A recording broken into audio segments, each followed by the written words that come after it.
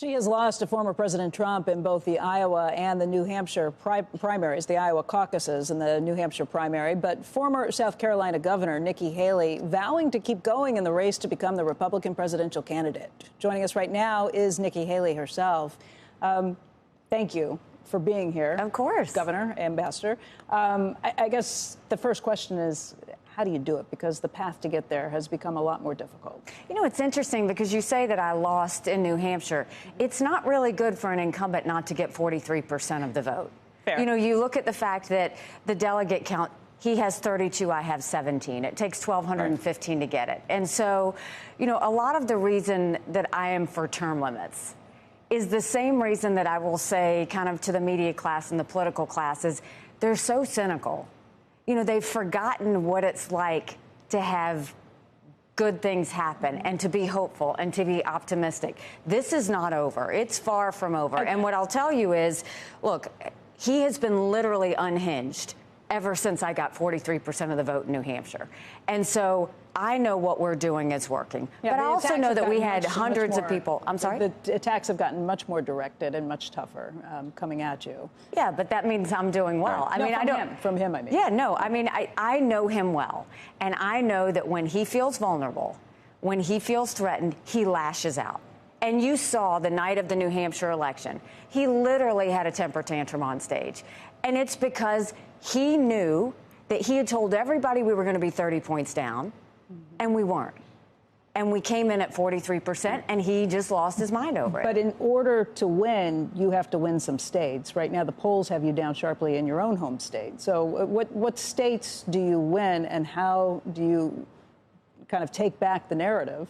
Well, I think you look at, we gained 25 points in the last 3 weeks of New Hampshire.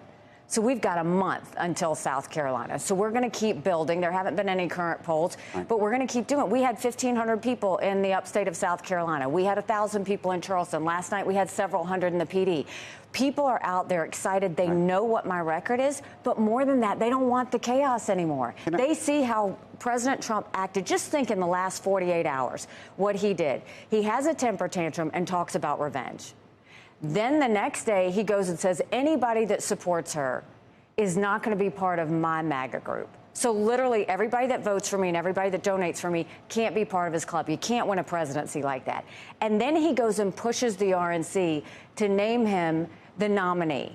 All of that happened. I appreciate it because we raised $4 million in the process, but it goes to show this is who he is. This is what he does. Can I ask you about, and maybe it's threading a needle, I don't know, maybe there's no needle thread anymore, which is to say he's been much more critical of you, but you arguably have now, and maybe it's because you have to push back, have had to be more critical of him, and how you think about sort of how, you know, tonally even, talking about him, because at the same time you look at the Chris Christies of the world who made their campaign about going after him, whereas you, I would argue, up until maybe even a couple of weeks ago, were trying to avoid that part of the conversation. Maybe you'll disagree with my assessment. Well, there were 14 people in the race. Right. And so my job is to get one fella out at a time. And so then we got 12 fellas out. Now it's a two-person race. So now, of course, I'm going to be going against him. When there were 14 in, it didn't make sense for me to do that. I had others I had to get out of the way. So now you look at it, and now I'm telling the truth about him. I mean, the truth of the fact is we have to seriously look. This is a man that put us $8 trillion in debt in just 4 years. Think about that. This is a man who praised China's President Xi a dozen times after China gave us COVID. This is a man who now wants to go and put 10% tariffs across the board, raising taxes on every single American. Think about that for a second.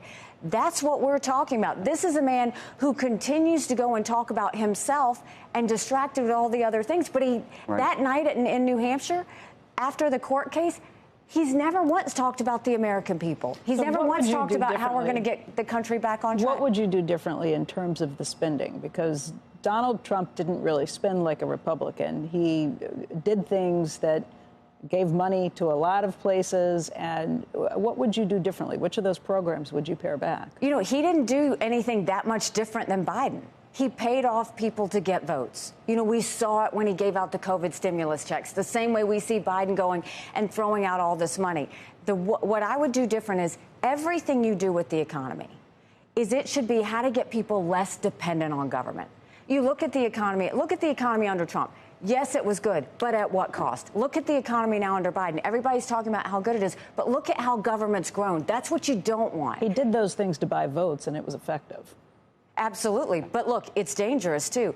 I'm not going to do things to buy votes. I'm going to be honest with the American people. We've got to let the American people know that what Donald Trump's about to do to you is going to raise every household expense by $2,600 a year. They're going to raise the cost of anything from baby strollers to appliances under Donald Trump. Middle-class families can't afford that.